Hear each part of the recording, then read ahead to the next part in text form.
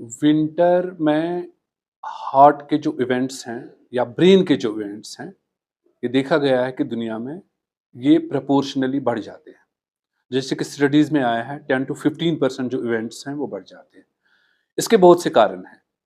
सबसे बड़ा कारण ये है कि टेम्परेचर वेरिएशन जो होती है बॉडी में, जो डिफरेंट सिस्टम्स होते हैं वो डिफरेंटली रिएक्ट करते हैं।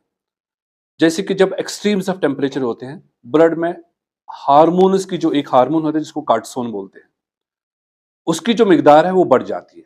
कार्टिसोल से क्या होता है, जो ब्लड की जो विस्कोसिटी है, एक सेल्स होती है जिसको प्लेटलेट्स बोलते हैं, वो बढ़ जाती है। उसकी वजह से क्या होता है, एग्रीगेशन ज्यादा हो जाती है, ब्लड की थिकनेस ज्यादा बढ़ जाती है, क्लॉट्स ज्यादा बन जाते हैं, तो स्ट्रोक की जो टेंडेंसी, स्ट्रोक के जो इवेंट्स हैं वो बढ़ जाते हैं।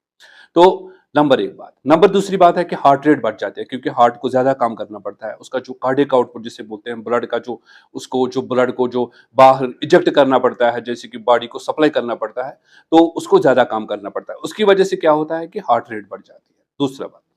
तीसरी बात जो सबसे बड़ी है कि क्या होता है कि विटामिन डी की डेफिशिएंसी होती है, क्योंकि सनलाइट कम होती है, तो उसकी वजह से बॉडी में विटामिन डी की डेफिशिएंसी होती है। उससे भी देखा गया है कि ब्लड की थिकनेस जो है वो बढ़ जाती है।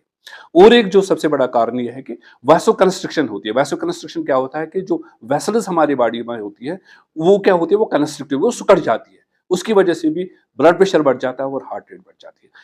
तो सबसे बड़ी जो बड़ी बात है कि विंटर्स में हम क्या करते हैं, ज्यादा इंडोर्स बैठते हैं, तो काम करने के लिए कुछ नहीं होता है। जो हमारे डाइट हैबिट्स है वो चेंज हो जाते हैं।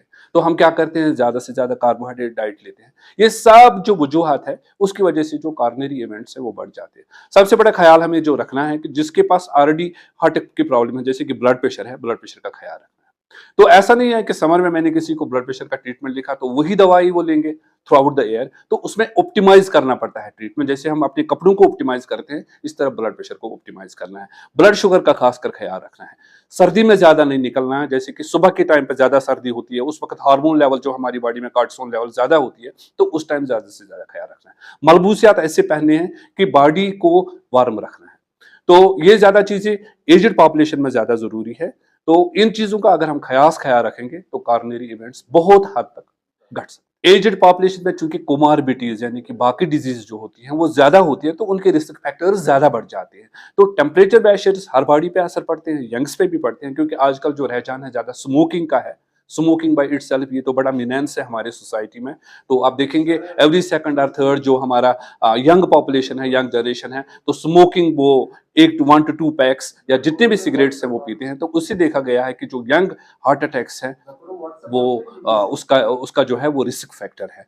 तो winter by itself is a big risk factor irrespective of the age. मगर जिनके ज्यादा कोमार्बिटीज होते हैं, जिनके ज्यादा रिस्क फैक्टर ज्यादा होते हैं, नेचुरली उनके इवेंट्स ज्यादा